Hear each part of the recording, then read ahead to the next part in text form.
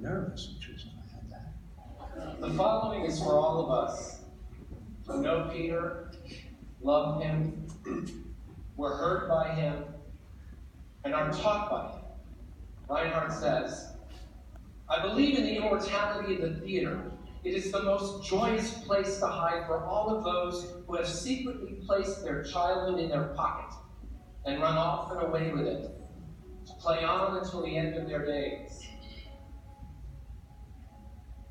He was so generous of his time and his mind and his experience. He never didn't seem to fall into the negative, ever. It was always a happy time to be around Peter. He led so easily and so gracefully.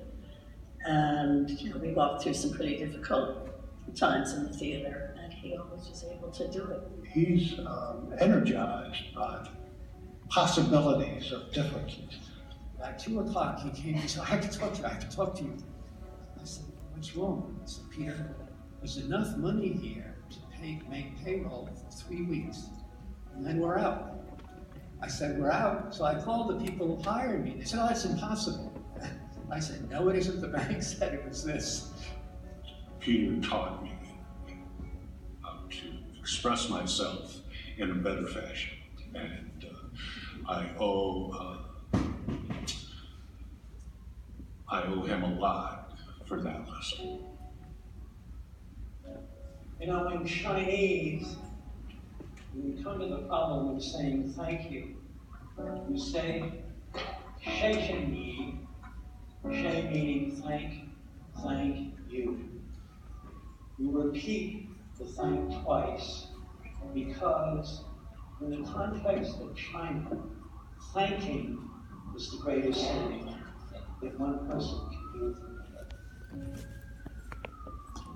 Thank you for tonight. It's a great night.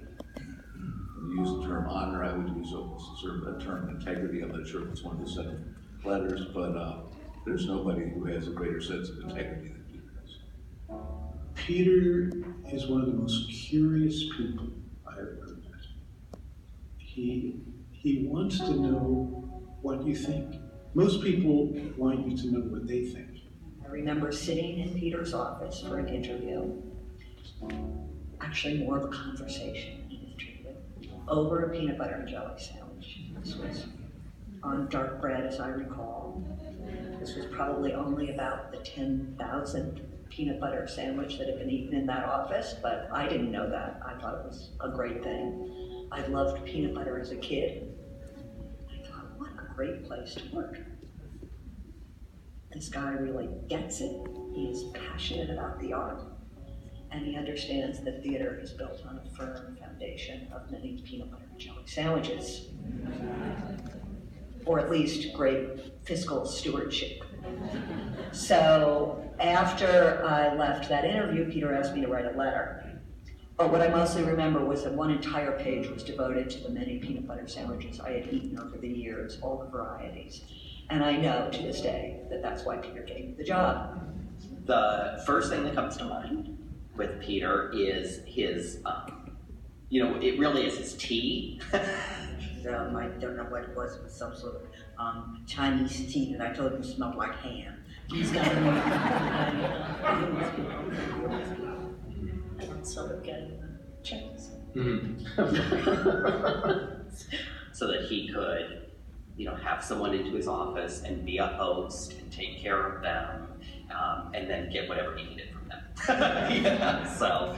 I used to think he slept in his suit and his shoes and his, no socks, and we immediately got to be friends because he just, Peter was just this spiritual, wonderful smile on his face, just brought you right into loving him immediately. Every new encounter is an opportunity for a friendship for him.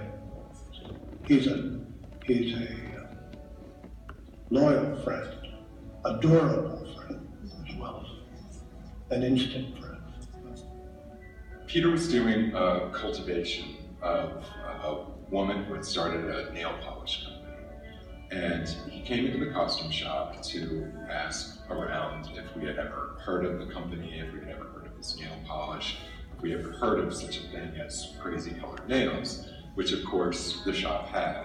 Peter left for his meeting with blue toenails. And there is no one who can rock a pair of Tevas, a tweed sport coat, and blue toenails. Peter was not about show business. You know, he never seemed to have any interest in the show business aspect or the gleam, you know, or the star quality of this business at all. He was about the people, about the artists, but really, Peter, even more than the artist, was about the people. You always felt that he wanted to figure out who you were as a person and to know you as a person in a very genuine way. He's old school. They just aren't, in my experience, and especially in the theater nowadays, especially in New York. He's unique, and that's part of the Goldman magic. But really, I'd like to ask you to thank not me, but you should go out, people talk to you about your experiences in the theater. Take a moment and tell them what it's meant to you, how it may have changed your life. And go on knowing that the greatest thing we have to offer one person or another is what happens here. It changes lives. And that's a gift that creates, just gifts. So I want to thank you for this. It's a great gift to receive this kind of recognition. I hope you all will go forward and be ambassadors.